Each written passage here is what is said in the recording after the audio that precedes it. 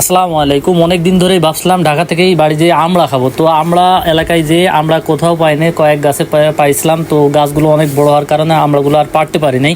তো আমরা মাগুরা থেকেই আমড়াগুলো কিনে নিয়ে আসলাম। আমাদের মাগুরায় আমরা মোটামুটি দাম একটু কম আছে। 2 কেজি আমরা নিয়ে আসছি। আমরা এখানে 2 কেজি আমরা মাখাইছি। তো আমরা অনেকেই ছিলাম। আমরা এভাবে মাখাই খাওয়ার আসলে মজাই আলাদা। ঢাকাতে অনেকবারই খাইছি আমরা মাখানো, কিন্তু এভাবে আসলে মাখাই খাওয়া হয় না। ওরা আসলে কাসন দিয়ে মাখাই, তো আমরা প্রাকৃতিকভাবেই মাখাই খাইছি। তো আমড়াগুলো বেশ ভালোই লাগছিলো। আর এভাবে অনেকেই মিলে মিশে এভাবে খাওয়ার মজাই আলাদা। গ্রামে আসলে কোনো না কোনো এভাবে খাওয়া দাওয়ার আয়োজন করি আমি মোটামুটি। আর এভাবে সবাই মিলে একসাথে খাওয়া দাওয়ার আয়োজনটা আসলে বেশ ভালো লাগে।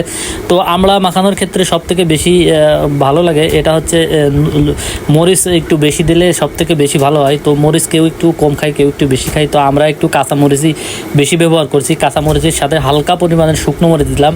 শুকনো মরিচটা একদমই কম, যেটা হচ্ছে খুব কম দিলে, কারণ শুকনো মরিচে গ্যাস হয়, যার কারণে শুকনো মরিচ বাদেই আমরা শুধু কাঁচা মরিচ দিয়ে আমরা খাইছি। আর এখানে কাসুন্দি দিয়ে দিয়েছিলাম। কাসুন্দি দিলে আসলে আমড়ার টেস্টটা খুবই ভালো হয়। এখানে কাসুন্দি ছাড়া আর কাঁচা মরিচ আর লবণ এর মিশ্রণে আমরা এই আমড়াগুলো মাখাইছিলাম।